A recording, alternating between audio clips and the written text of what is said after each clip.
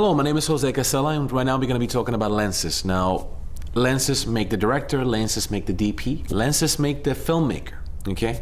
We're living right now in a time that is quite interesting. We're living in a time in which they're throwing at us, they're bombarding us with camera models. Oh, you gotta get this camera, oh, you gotta get that camera, you gotta get the scarlet, you gotta get the red, you gotta get the pink, the purple, the banana, whatever. All this kind of stuff is going on. And it's pretty much well known in the industry that it's not the camera, it's the person behind the camera. It's a very simple concept. A director needs to know lenses.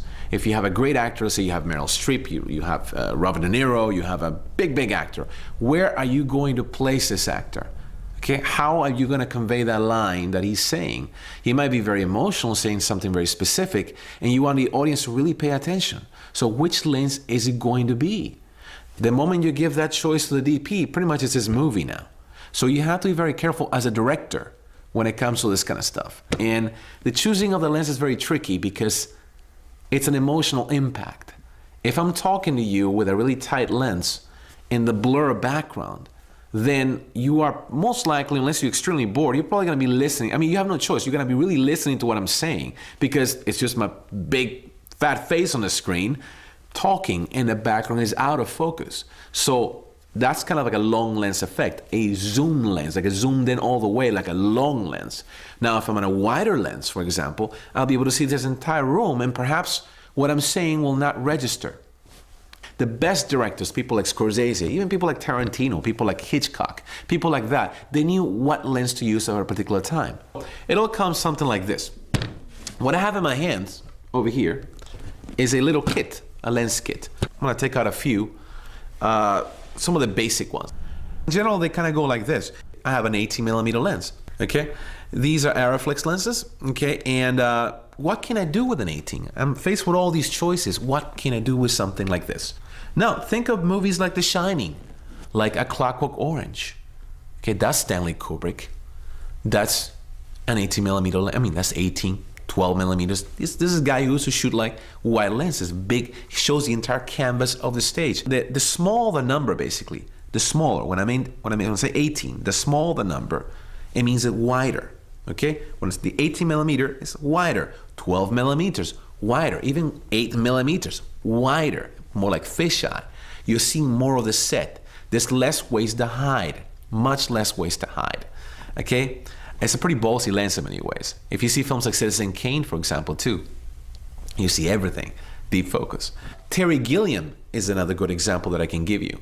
These are all recommendations, you know, you must watch his films. I mean, Terry Gilliam is a good example in the case of films like Brazil, okay, films like Time Bandits. I mean, these are all examples of an 18mm lens, 12mm. Hell, even for the fans of horror films like Sam Raimi, the early films like Evil Dead and things like that, there was a lot of wide lenses going on in that thing. Then we have other things like, we got a 25, it keeps growing. You can go, you know, the next one in this kit will be the 25mm. That's just a little tighter, okay?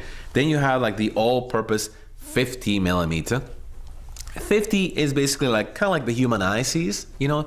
It's very interesting, kind of middle of the ground kind of lens. A good example of something like this will be David Cronenberg, will be Martin Scorsese, you know, especially Martin Scorsese. And then you have something like the long lenses, which is a lot of times used on like action films, epic film. I mean, like Michael Bay type kind of films, Ridley Scott type of films. I mean, it's actually a good example. Ridley Scott, lots of long lenses all the time. Now, does it mean this have to be only used on long, you know, on like action films?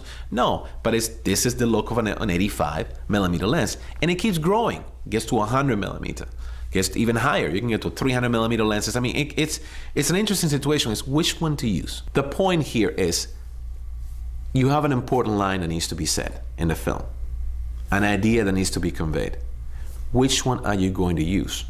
Unfortunately, right now we live in a Vimeo pretty world, which is basically, I'm just gonna grab this little camera and, you know, oh, it looks cool, and that's it. You shoot it and that's it. It's mindless. There's no thought behind it. You have to understand what each lens does, okay? Will an 85mm lens be great for me at this moment to express this idea?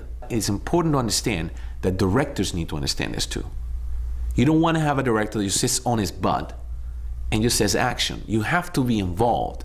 Yes, you have to deal with the actors, but you also have to understand how to frame this up. Okay? It's your film. You're the orchestra director. You need to be involved with that.